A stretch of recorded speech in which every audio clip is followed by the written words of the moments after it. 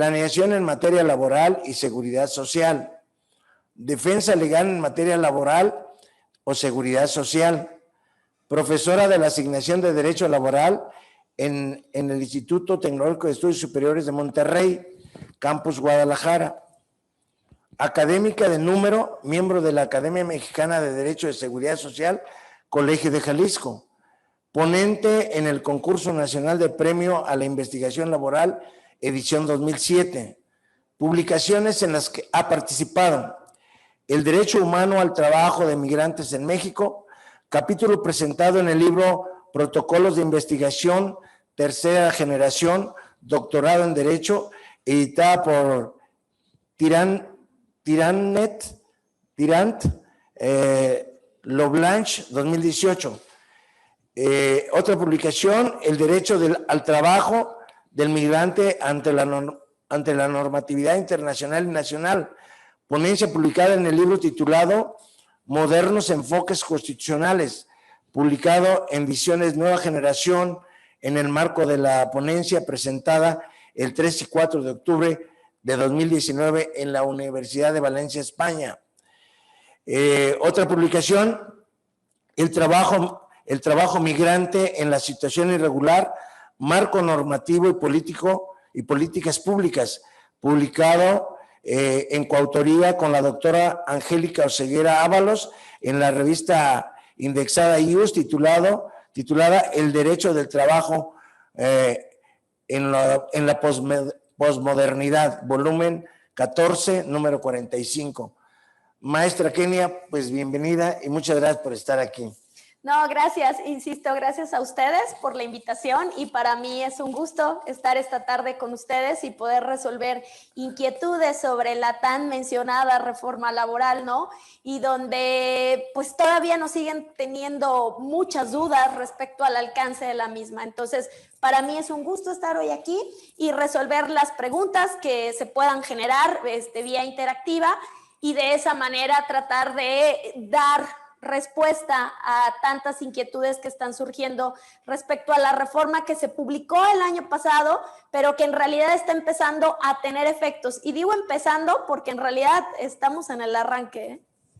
Correcto. Y esto va de la mano con que previo a la reforma que se prevé, que afortunadamente ha pasado para la sesión ordinaria del próximo año, pues queremos que recalcar un poco las obligaciones que tenemos conforme a la reforma de 2019. ¿Podríamos hacer un resumen en qué consiste la reforma laboral publicada el 1 de mayo de 2019, maestra? Sí, la reforma laboral publicada el año pasado considero que es una de las más trascendentales que se han dado. Recordemos que nuestra Ley Federal del Trabajo data del 1 de mayo de 1970. Esta se compone de 1010 artículos y tuvo una reforma muy importante a la llegada del sexenio de Enrique Peña Nieto. El 1 de diciembre del 2012 se publicó una reforma importante, significativa, pero desde el punto de vista de la mayoría de los especialistas en materia laboral, la reforma del 2019 sin duda alguna fue de mayor o es de mayor trascendencia, ya que de 1010 artículos se reformaron 555. Saquemos cuentas, más del 50% de la ley se reformó. Y ojo, esta reforma no fue solo legal, es decir, no solo se modificó la Ley Federal del Trabajo, sino que previo a esta hubo una reforma constitucional donde se nos anunciaba que el Poder Judicial tomaba el conocimiento de los asuntos laborales, lo que sin duda ya significaba un cambio trascendental. ¿Por qué? Recordemos que hoy en día, ejemplo, nosotros estamos transmitiendo desde el estado de Jalisco, en el estado de Jalisco aún siguen conociendo las juntas de conciliación y arbitraje, que son tribunales que dependen del Poder Ejecutivo. Entonces, con este cambio se está yendo la Administración de Justicia Laboral al Poder Judicial. Por eso es que previo a la reforma del 2019 hubo una reforma constitucional en el 107 y en el 123 que ya anunciaba un cambio trascendental en materia procedimientos, pero también en tema sindical. Okay. Hay que recordar que a los sindicatos no los habían tocado, ¿eh? De 1970 a 2019 los sindicatos habían sido prácticamente intocados, maestro. ¿Y por qué? Pues porque obviamente sabemos el gran peso político y social que estos conllevaban. Entonces, con esta reforma ya viene a darse un cambio sindical importante. ¿Cuál es el cambio sindical? Migrar de lo que conocemos como sindicatos blancos, ¿no?, a un sindicalismo real, en donde verdaderamente el sindicato represente a los trabajadores de la empresa en donde tienen firmado un contrato colectivo de trabajo. Y que los trabajadores conozcan a sus líderes sindicales y puedan votar de manera libre, ¿sí?, personal, directa, sin ningún tipo de presión, a aquellos que van a ser sus dirigentes en un sindicato.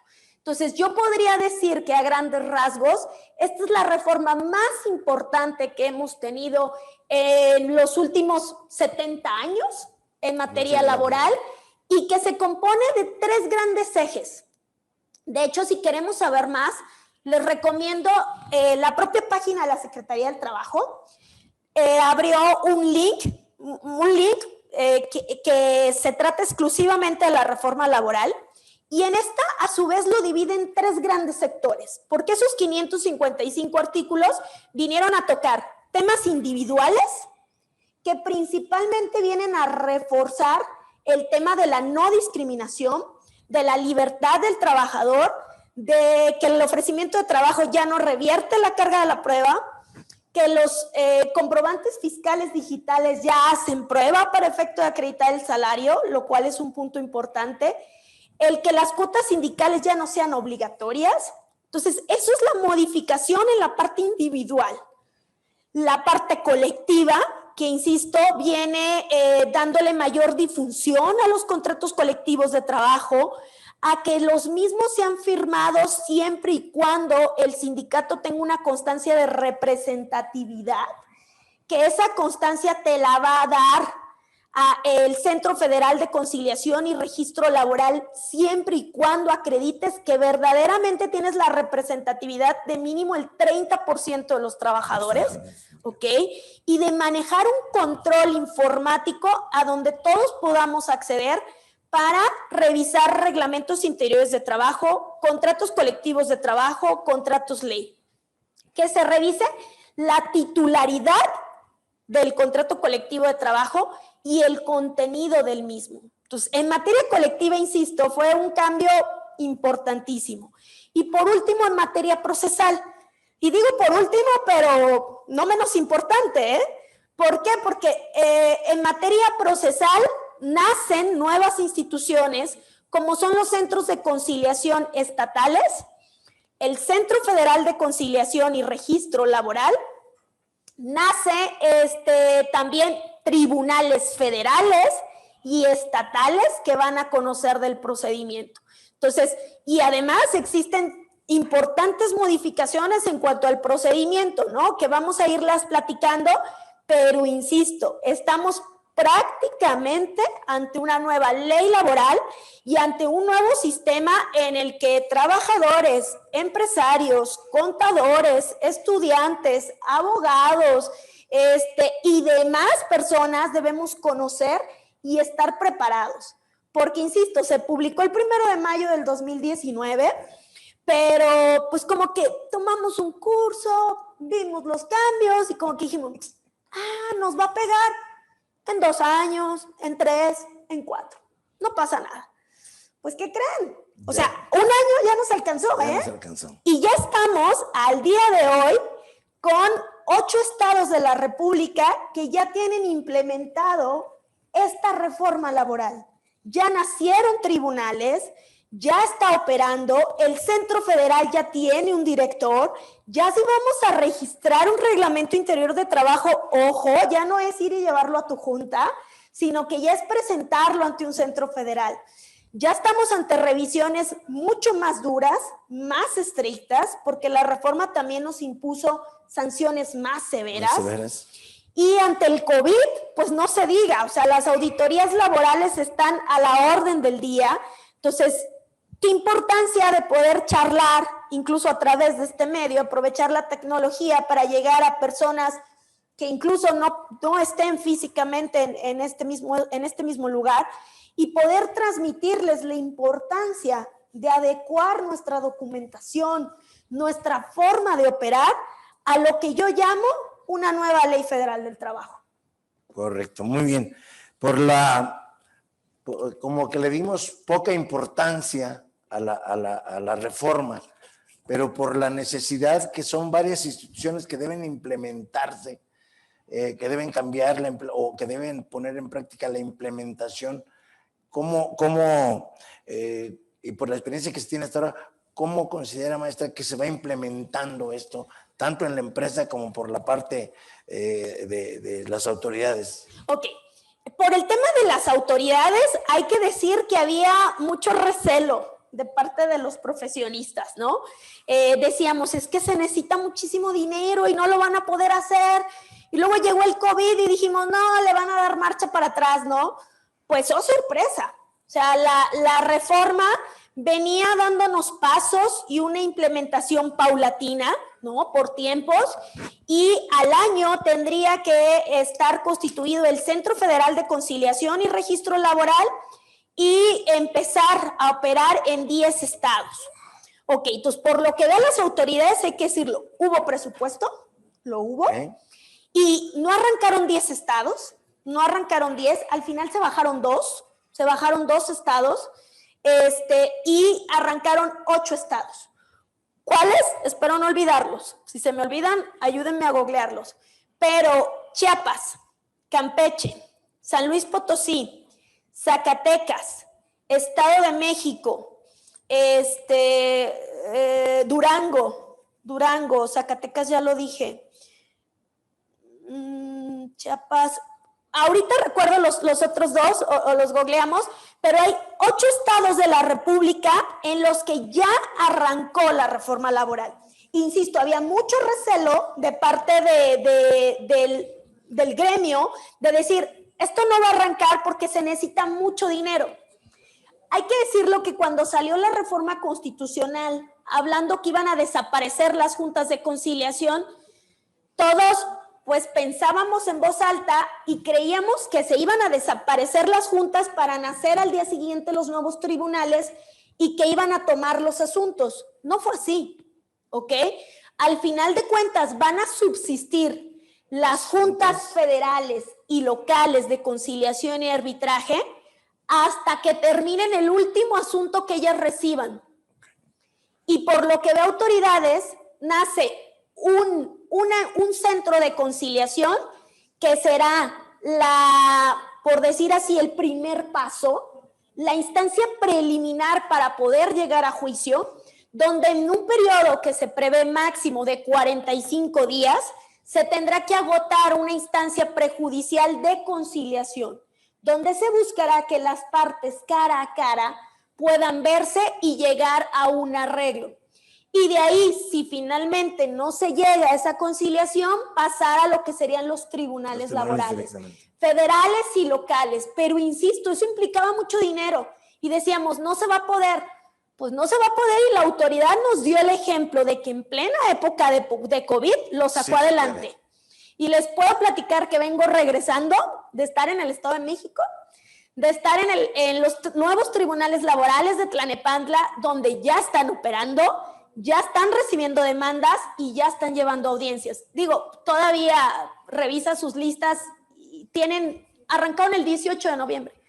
Entonces, tienen prácticamente 10 días hábiles trabajando, todavía no tienen audiencias programadas, pero ya están listos. Entonces, por lo que vea la autoridad, ya emitió el Centro Federal de Conciliación y Registro Laboral, ya tiene un director, el licenciado Antonio Marrufo, un abogado muy reconocido en el gremio laboral y muy bien recibido por el Senado.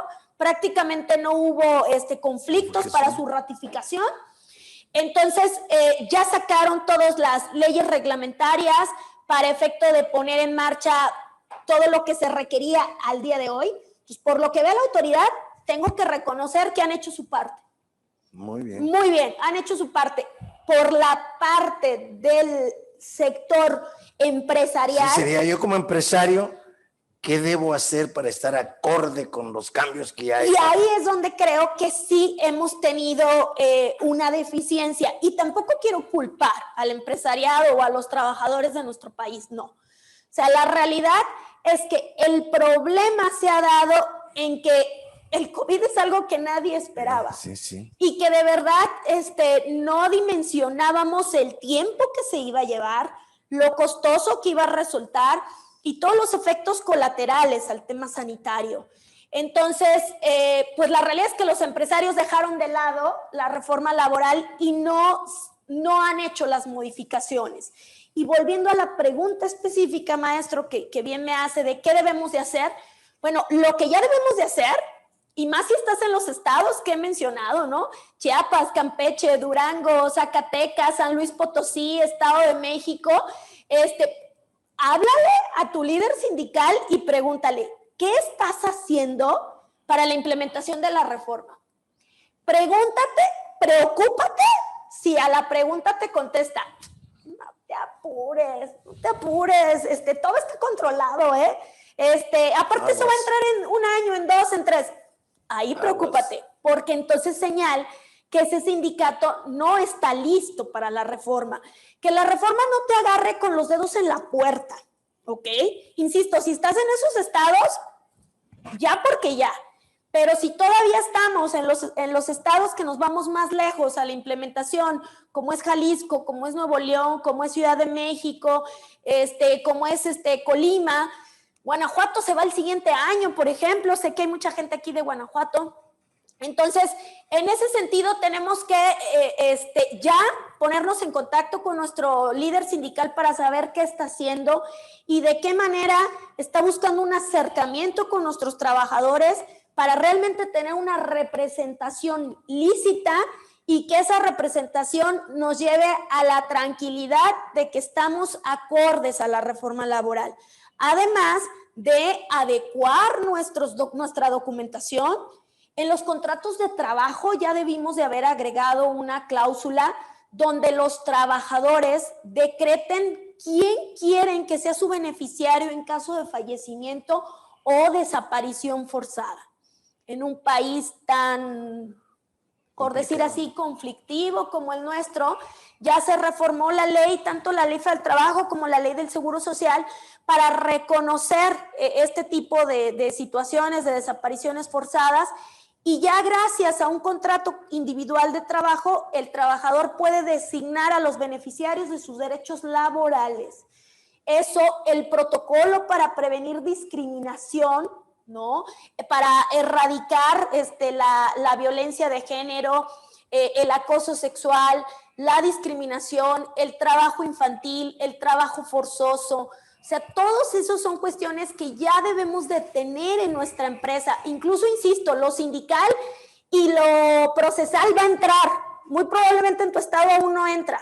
Pero todo lo que acabo de mencionar, de protocolos, de contratos, de documentación para el SFDI, de procurar que no haya discriminación entre hombres, mujeres, jóvenes, mayores, etcétera, ya está. Y ojo, si nos llega una visita de la Secretaría del Trabajo y Previsión Social y no lo tenemos, nos vamos a enfrentar a procedimientos que pueden implicarnos multas, ¿no? Y ahí ya pueden consultar al maestro para ver si la multa es debatible o no, pero al final de cuentas de inicio ya estaríamos metidos en un problema. Sí, claro, entonces, hay que adecuarnos a la reforma laboral ya, porque ya. La autoridad ya lo hizo. Ustedes no se queden atrás, ¿ok? Sí, como sabemos de antemano, si no estamos, nuestra empresa no está adecuada a la nueva reforma, no solamente vamos a tener problemas de tipo laboral, vamos a tener otro tipo de problemas. Aquí una pregunta, siempre hemos tenido la duda, y no sé si con la reforma nos permita que haya en un centro 2 contratos colectivos de trabajo. Ok, esa es una muy buena pregunta. Porque ahora que se vino la reforma, los clientes me hablaban y me decían, Kenia, entonces puede haber más de 2 contratos colectivos. Pues la realidad es que siempre se ha podido, ¿eh? Sí, o sea, es muy poco común, pero siempre se ha podido. Exactamente. Incluso hay empresas muy grandes, les voy a dar un ejemplo, ¿no? Insisto, nosotros estamos en Guadalajara. Como ya vieron en mi currículum, yo he estudiado toda mi vida en la Universidad de Guadalajara, en la universidad pública de este estado. Por ejemplo, la Universidad de Guadalajara tiene un sindicato de trabajadores académicos y un sindicato de trabajadores administrativos. Hay 2 contratos colectivos de trabajo y los 2 perfectamente conviven.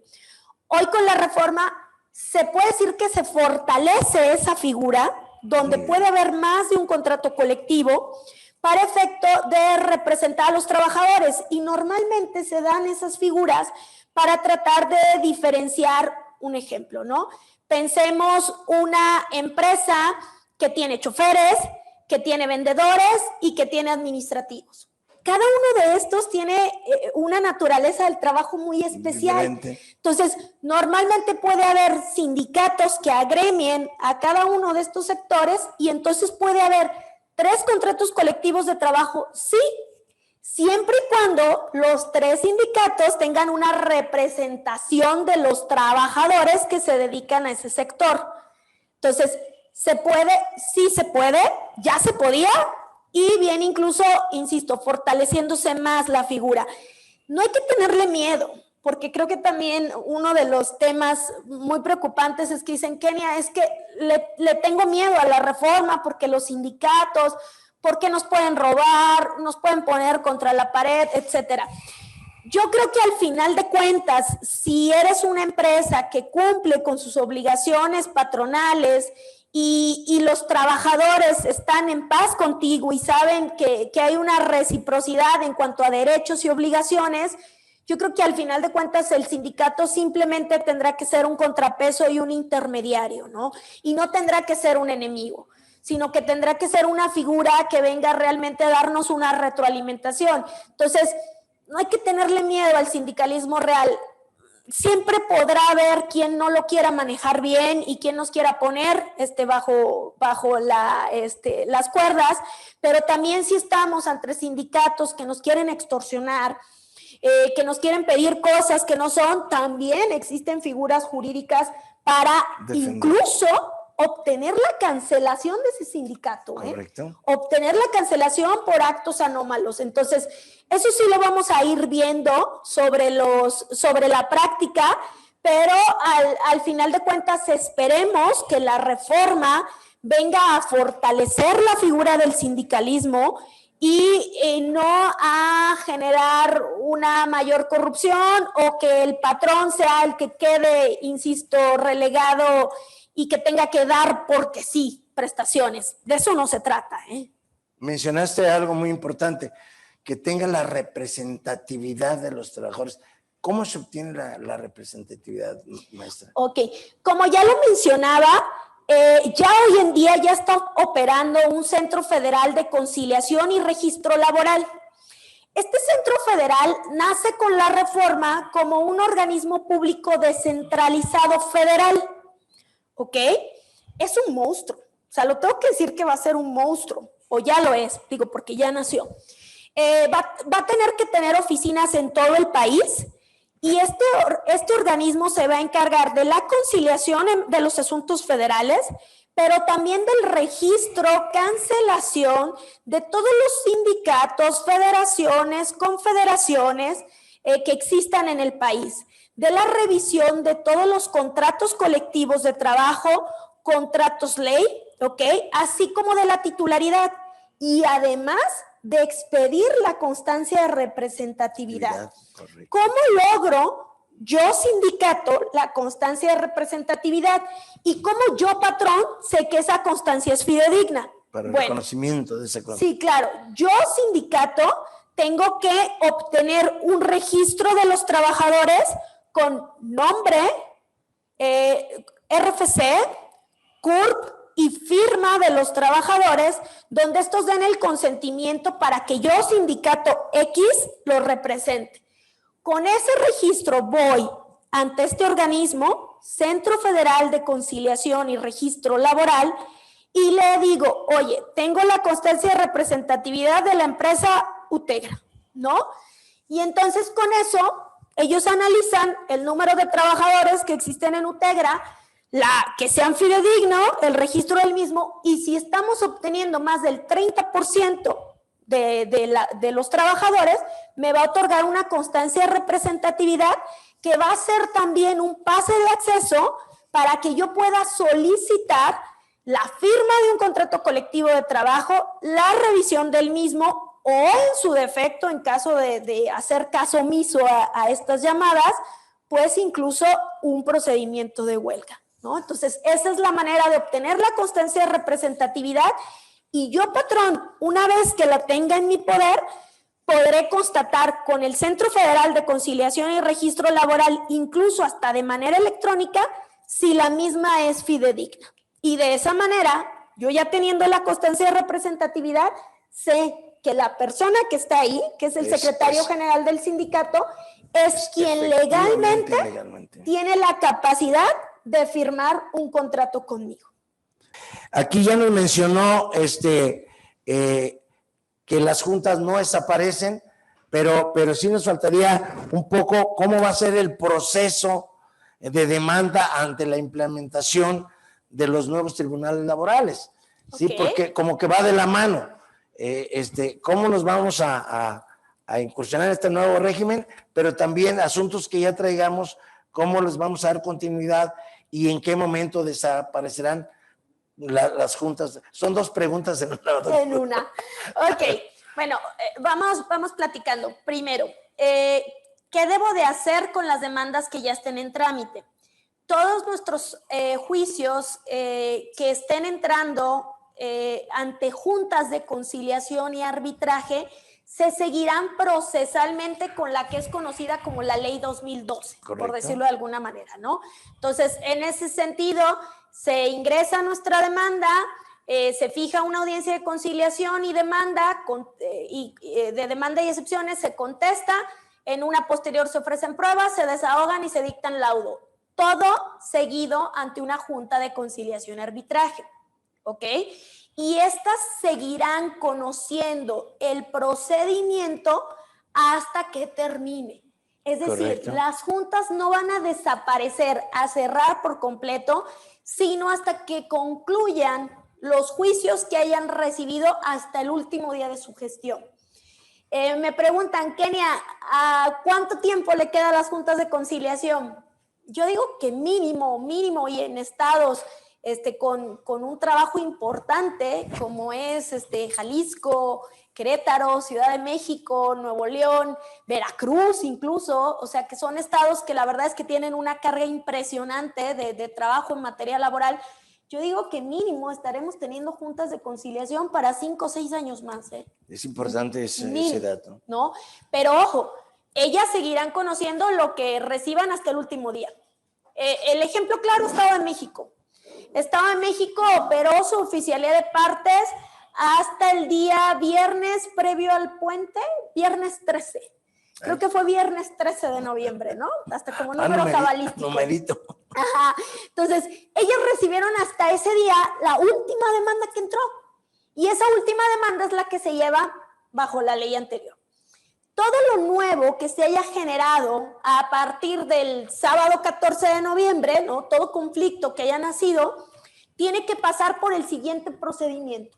Es importante. Primero, vamos al centro de conciliación competente de acuerdo a mi territorio. Ya salieron acuerdos delimitando la competencia territorial. Entonces voy, solicito una cita literalmente conciliatoria, la cual deberá agotarse en un periodo máximo, dice la ley, de 45 días, ante un centro de conciliación, ya sea federal o local, okay, dependiendo de la naturaleza de la empresa a la que demanda. Okay. ¿Okay?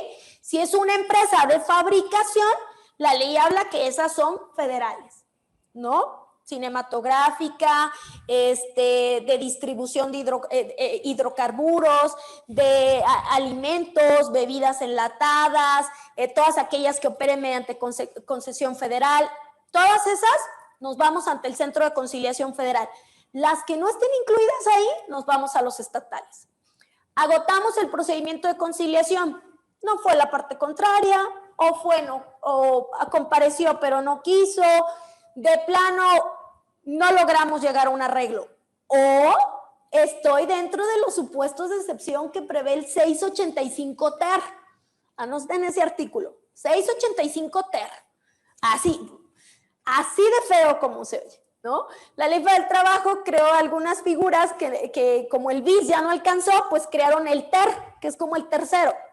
Entonces, el 685 TER prevé que todos tendremos que agotar el procedimiento o la instancia prejudicial de conciliación, con excepción de los casos que prevé el 685 TER, donde, por ejemplo, habla de discriminación, donde habla de que toda aquella persona que haya sufrido discriminación no tiene por qué volver a ser revictimizada en un proceso de preconciliación y puede irse directamente a la demanda, ¿no? Ahí es un tema que siento yo que abrieron mucho la puerta, donde yo puedo decir que fui despedida por tema de discriminación, por ser mujer, aunque a lo mejor no sea así, y evitar la conciliación. Esperemos que en la práctica no demos ideas y que en realidad sea un proceso donde verdaderamente haya conciliación. Pero necesariamente tengo que pasar primero por el centro. Salvo que esté en la excepción del 685 TER. Correcto. Temas de declaratoria de beneficiario, temas de conflictos de seguridad social o aquellos trabajadoras que se consideren discriminados pueden brincarse el procedimiento de conciliación. ¿Qué está buscando el legislador al crear esta figura de conciliación prejudicial? Lo que se está buscando es que verdaderamente este centro sea especializado en materia de conciliación. Correcto. Y que verdaderamente las partes estén cobijadas por personal que tenga el conocimiento de la mediación para efecto de que ahí los asuntos terminen y ya no pasen a juicio. Okay, porque hoy en día hay que decirlo, aunque son juntas de conciliación y arbitraje, el trabajo las alcanzó. Y la realidad es que concilian o desahogan las audiencias. Entonces, hoy en día la conciliación no se daba, hay que decirlo, claro que hay sus excepciones y claro que hay funcionarios buenísimos, ¿no?, que lo hacen. Pero la realidad es que por un exceso de trabajo ya la conciliación había pasado a un segundo término. Y lo que está buscando este centro de conciliación es realmente centrar, aterrizar a las partes en sus pretensiones, ¿sí?, y con eso lograr que lleguen a un arreglo. Ojo, el arreglo que ahí se llegue se equipara a una sentencia, ¿ok? De ahí, ¿qué pasa si no nos arreglamos? Si no fue, si no quiso, etcétera, etcétera. Entonces, con la constancia que me expide el centro de conciliación, ¿sí?, de que efectivamente agoté esa instancia prejudicial, me voy directamente a demanda. ¿Qué cambios tenemos en comparación a la ley 2012? Insisto, como coloquialmente se le puede conocer. A la demanda tendré que acompañar la constancia de conciliación expedida por el centro de conciliación, ya sea local o federal, y las pruebas. Correcto. Ya acompaño pruebas, ¿ok? A diferencia de lo que hoy yo decía, yo soy trabajador de Luis Miguel y ganaba 50,000 pesos mensuales y la demanda entraba, hoy no. Hoy ya acompaño la demanda con las pruebas. La autoridad, que ya son tribunales laborales, propiamente juzgados, de hecho, ya la autoridad se le llama juez. A los secretarios de acuerdos, que hoy normalmente les llamamos presidentes auxiliares, ya son secretarios de acuerdos. Entonces ya estamos propiamente ante una instancia del Poder Judicial. Ellos revisan la demanda, ven que no tenga ningún tipo de causal de improcedencia, por llamarlo de alguna manera, le da entrada y en ese sentido emplazan a la parte demandada para que conteste la demanda, ofrezca sus pruebas, objete las de la contraria. Y lo van a tratar de centrar a dos audiencias, ¿ok? La audiencia preliminar y la audiencia de juicio. La audiencia preliminar, donde se va a tratar de fijar la litis, quitar las pruebas que estorben y que no vayan contra hechos controvertidos, ¿ok? Y de ahí a una audiencia de juicio donde propiamente ahí las partes, ya una vez fijada la litis, van a dar a conocer la manera en la que están acreditando su acción o su excepción y dictar sentencia. Entonces se buscará un procedimiento más expedito en el que estará al frente el Poder Judicial, ya sea del Estado, en el caso de materia local, o el Poder Judicial en materia federal. Correcto. Que ahí también aplaudo la labor no solo de la Secretaría del Trabajo, sino del Poder Judicial, tanto a nivel federal como local, que en un año tan complicado como este se dieron a la tarea de constituir tribunales y de contratar personal. Y han hecho un procedimiento muy bueno de convocatorias para tratar de atraer a las personas con mayores conocimientos, con mayor capacidad en temas laborales, de conciliación, de resolución de conflictos de esta materia, para lograr que verdaderamente la reforma se sienta con menos asuntos y que los que lleguen a juicio sean resueltos de manera más ética y más equitativa para las dos partes. Lógicamente es que si la empresa tiene nuevas obligaciones, está en el riesgo de cometer infracciones. Exacto. Y entonces también estaríamos hablando de sanciones, ¿correcto? Ante la infracción de la obligación, pues viene la sanción. ¿Qué nos puedes decir de esto? Ok, ese punto también es muy importante. Yo les decía al comenzar la charla de que la Ley Federal del Trabajo es una ley muy larga, 1010 artículos, ¿ok? Entonces, en la parte final, en el último capítulo de la ley, del 1003 al 1010, están los artículos que establecen las sanciones. Las sanciones vienen mucho más fuertes, establecidas en UMAS, ¿ok? Unidades de medidas de actualización. Y ahí vienen sanciones, muchas de estas estipuladas ni siquiera ya de manera colectiva, como se hacía anteriormente, sí, que decían, ok, la empresa incumplió con tener reglamento interior de trabajo, con pagar horas extras, con otorgar elementos de seguridad y de protección a sus trabajadores. No, hoy viene estableciendo sanciones incluso por trabajador, lo que hace que haya multas estratosféricas. Por trabajador. Entonces, ojo, aquí incluso para personas que quizás no estén tan involucradas en laboral, pero sí en fiscal, como es aquí el maestro de maestros, en ese sentido, aquí hay mucha chamba, sí, porque la realidad es que la Secretaría del Trabajo está imponiendo en virtud de visitas de inspección capitales bastante importantes, multas importantes con base a esto, que algunas las he visto de millones, Me han dicho que creo que son fáciles de impugnar, pero lo que yo le digo a los patrones es, pues entre que son fáciles de impugnar o no, tú ya estás en un problema. Sí, claro. Entonces no llegues a ese punto. No llegues al punto de tener que tener una visita de inspección y que tengas pues, una multa estratosférica. ¿Qué debes de hacer?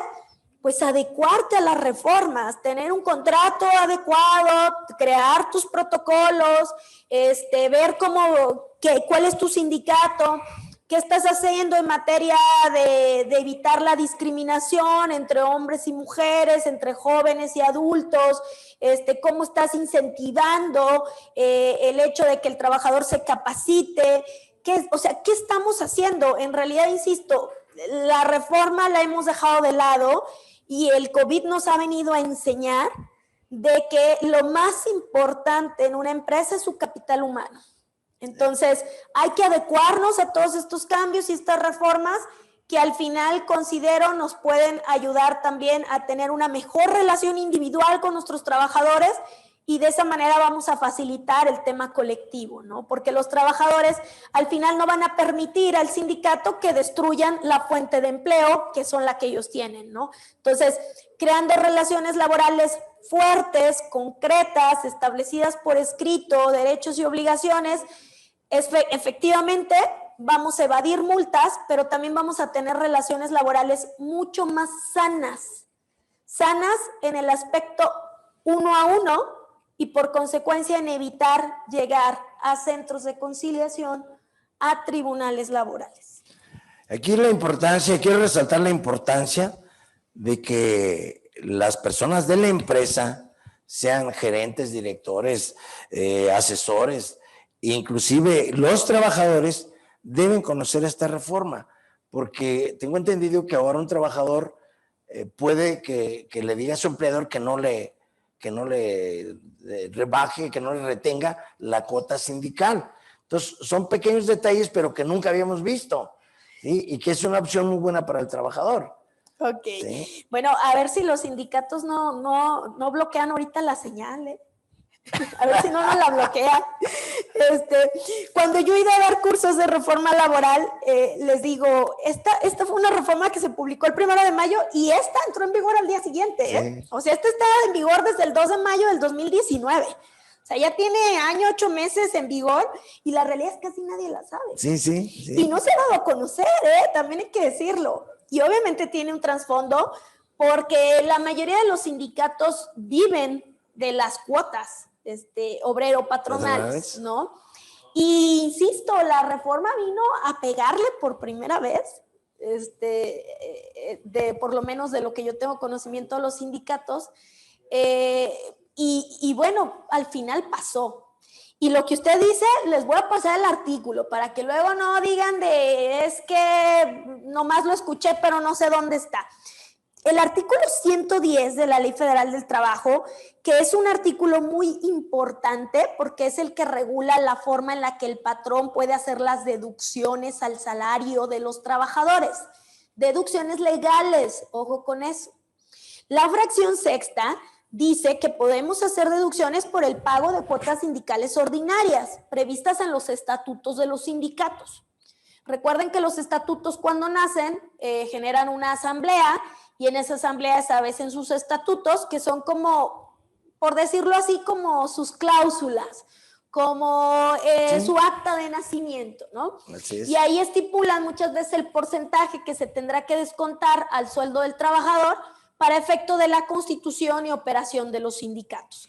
Bueno, pues con la reforma del 1 de mayo se le agregó un segundo párrafo. Fíjense qué dice. El trabajador podrá manifestar por escrito, ojo, es por escrito, su voluntad de que no se le aplique la cuota sindical, en cuyo caso el patrón no podrá descontarla. ¿Ok? 110 de la Ley Federal del Trabajo, fracción sexta, segundo párrafo, donde le abre la puerta el legislador al trabajador para efecto de que manifieste por escrito su voluntad de que no le sea descontada la cuota sindical. Y si es así, yo, patrón, ya tendré que dejar de realizar todo tipo de deducción porque de seguirlo haciendo, aún en contra de la manifestación del trabajador, pues estoy actuando en detrimento a la ley. Después de eso, muchos me han preguntado, ¿y de qué van a vivir los sindicatos? Digo, bueno, vamos a ver, ¿no? Yo creo que ya era una necesidad y debemos concluir que entre más legislado esté el sindicato, debemos apegarnos más a la legalidad del sindicato. Entonces, sí, estas opciones que nos da, pues, así como esta, hay otras sorpresas muy interesantes. Yo tomé el curso aquí con la maestra de este material hace, pues, ya poco más de un año. Ya poco más de un año, entonces de ahí de todas las inquietudes pues, que tenemos.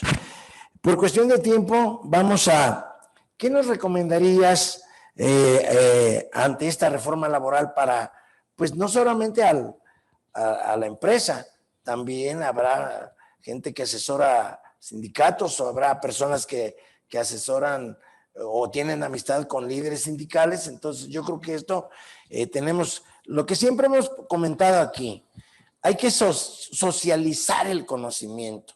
Entonces es una obligación para nosotros que tenemos acceso a estas aulas de socializar el conocimiento a través de la amistad, a través de la empresa. Entonces yo creo que es importante. ¿Qué nos recomiendas con la entrada en vigor de esta? Ok, sí, de hecho la pregunta es sumamente interesante porque yo tengo un par de amigos sindicalistas. Y los dos me dijeron, ¿sabes qué, Kenia? El fenómeno que se está dando en los sindicatos es que la gran mayoría están diciendo como de, todavía va a tardar, no hay que hacer nada. No sindicatos, no amigos sindicalistas. O sea, la realidad es que esto ya está aquí y sí tenemos que empezar a reforzar los lazos con los trabajadores de las empresas con los que tenemos firmados contratos colectivos de trabajo y generar un vínculo de respeto con los patrones, ¿no? al final de cuentas tampoco para efecto de tener la representatividad tenemos que llegar y exigir prestaciones o aumentos salariales que son pues, simple y sencillamente ilógicos, ¿no? O sea, hay que entender las circunstancias de cada empresa y en ese sentido ver cómo se puede hacer una negociación sana entre ambas partes. Entonces, para los sindicalistas, sí estudiar todo el tema de la reforma en materia sindical, ver cómo van a lograr ante el Centro Federal de Conciliación y Registro Laboral la constancia de representatividad, el acreditar la titularidad de los contratos que tienen vigentes y el hacer una revisión de los contratos que a su vez tengan la titularidad, ¿no? Entonces, por lo que va a los sindicatos, hay que estudiar y hay que trabajar mucho porque sí estamos transitando hacia un nuevo modelo y un nuevo modelo que trata de imitar a países de primer mundo, ¿no? Como por ejemplo Japón, que fue una condicionante para que se firmara el TEMEC, ¿no? Estar ad hoc al convenio 89 de la Organización Internacional del Trabajo. Entonces, sí creo muy importante para el sindicalismo que si traemos viejas prácticas o costumbres o demás, no las quitemos y abramos la ley y nos adecuemos a la misma. Por lo que vean nosotros trabajadores, ¿no? También nosotros trabajadores somos una parte vital en este proceso, ¿no? Entonces hay que crear lazos, conocer a nuestros sindicatos, hablar con nuestro patrón, pedir a lo que tenemos derecho, como sería una copia de nuestro reglamento de trabajo, de nuestro contrato colectivo, la adecuación de nuestro contrato individual para tener una cláusula de beneficiarios, nuestros derechos de seguridad social, sí, pero también a su vez hacer nuestra chamba. Porque hay ocasiones en que el empresario le invierte muchísimo dinero a protocolos para erradicar discriminación, a la elaboración de contratos, de reglamentos, a la compra de instrumentos de protección y resulta ser que no los usamos. O no los queremos usar, o no queremos firmar, o queremos grillar, o queremos trabajar menos y ganar más. O esto, insisto, es tratar de migrar a un nuevo modelo y ese nuevo modelo también implica trabajadores más preparados y con todas las ganas de trabajar generando productividad. Entonces también la parte trabajadora somos muy responsables de este proceso para que funcione y para que camine.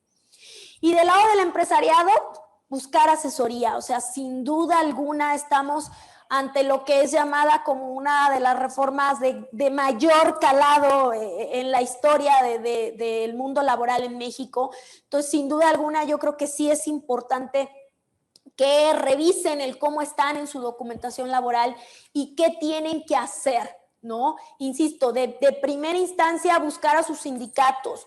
De segunda instancia, tenemos protocolos para erradicar discriminación, trabajo infantil, trabajo forzado, ver cómo estamos en la implementación de nuestros contratos de trabajo, qué hemos hecho en cuanto a los FDIs, qué pasa con las cuotas sindicales, qué pasa con la entrega de herramientas de trabajo, todos ese tipo de modificaciones. ¿Tengo trabajadores subcontratados? No los tengo. Hay un tema de simulación. Tengo juicios laborales donde al final no tenía una defensa y ahí va caminando y no sé ni cómo está. Son puntos en los que de verdad hay que poner mucha atención porque me pasa justo ahorita estoy con un asunto donde un patrón no le prestó atención a un juicio y después de 4 años le llega un laudo que vale millones de pesos, que podría acabar su patrimonio. Entonces, sí son cosas que hay que cuidar, que hay que fortalecer para salir airosos de todas estas reformas que esperemos sean para bien del empresariado, del trabajador, de los sindicatos y por consecuencia de nuestro México, país, ¿no? Correcto. Muy bien, pues antes de concluir, por cuestión del tiempo, agradecemos a la maestra. Sí, hombre, pero antes de, ojalá, invitar. Vemos qué preguntas tenemos. A ver si puedes. Ay, gracias, Antonio. Antonio me aclaró que otro de los estados que me faltó nombrar es Tabasco. Efectivamente, Tabasco. Muy bien. Me preguntan, ¿qué pasa cuando tengo trabajadores en diferentes estados de la República? ¿Es válido tenerlos en un solo sindicato? Si el sindicato es federal, sí lo puedes tener. pero hay sindicatos con registro solamente local. Estatal. Entonces, si solamente es local, no, o sea, sí debo de tener un sindicato que tenga un registro a nivel federal, ¿no? También podrías garantizarlo con centros locales de conciliación. Recordemos que los centros locales de conciliación no se van a encargar de temas sindicales, solo se van a encargar de temas de conciliación. No se van a encargar de temas sindicales, ni de reglamentos de trabajo, ni de nada por el estilo. Ante la presencia de 2 o más sindicatos, aplica el principio de a igual puesto de trabajo, iguales condiciones laborales, aun y cuando exista más de una representación sindical. Bueno, ahí en ese tema de prestaciones iguales también tendríamos que ver, porque, insisto, puedo tener diferentes sindicatos dependiendo del sector. Entonces, si yo le doy prestaciones iguales a todos mis iguales, es decir, a todos mis choferes, no importa que no se lo dé a los administrativos, porque al final de cuentas no son iguales. Entonces, ahí ya entraríamos a un tema sui generis que vamos a analizar y que de entrada te podría decir que se puede a expensas de poder analizar el supuesto específico del sindicato, ¿no? ¿Seguirá operando la suplencia de la queja en el nuevo sistema de presentación laboral? Sí. Sí va a seguir operando, tanto a nivel local como a nivel de amparo, ¿ok? Y bueno, ¿se puede acudir a un centro de conciliación privado? Sí y no. Ahí les va. Justo acabo de tomar un curso para efecto de certificarnos como mediadores, ¿no? Pero la realidad es que la Ley Federal del Trabajo en ningún punto está abriendo la puerta para que mediadores privados puedan llevar el tema laboral. Sin embargo, los centros de mediación que se están estableciendo en todo el país están hablando de que al final de cuentas, aunque no tengan una competencia expresa por la ley, de acuerdo a las facultades que les han sido conferidas, sí pueden certificar temas laborales y que serían defendibles en materia laboral. Yo tengo mis dudas, entonces no puedo contestar ni sí ni no, porque la realidad es que, insisto, ellos me dicen sí se puede, pero legalmente hablando no están autorizados, no hay ningún artículo. Entonces yo siento que ahí podría haber unos temas de nulidad. Entonces la realidad es que si tienes tu centro de conciliación, es gratuito, lo van a bajar a todos los estados del país, incluso no solo a las capitales, sino van a tratar de crear delegaciones para acercárnoslo en todo el estado, pues yo recomendaría más ir a los centros de conciliación. Pero si al final se complica y tengo que ir a un centro de mediación, hay que hacerlo y a expensas de defenderlo. Un punto que se me pasó a comentar es que también con la reforma viene mencionándose que todos aquellos acuerdos a los que se lleguen antes de juicio, como podría ser convenios, acuerdos, certificaciones, etcétera, tendrán validez y el juicio solo se admitirá por aquello donde haya nulidad de derechos, pero lo demás hace las veces de sentencia ejecutoriada. Entonces creo que ahí podríamos defender hasta cierto punto los convenios realizados ante mediadores privados, ¿no? Pero insisto, hay preguntas que aún no puedo dar un sí o un no definitivo porque estamos apenas caminando en este proceso, que sin duda alguna nos va a traer nuevos criterios y nuevas oportunidades de reflexión. Muy bien, pues esperamos haber cumplido con la expectativa. Pues les agradezco mucho, esperamos verlos pronto nuevamente por aquí, esperamos que estos eventos nos sigan con el principio de la institución de socializar el conocimiento en lo más posible.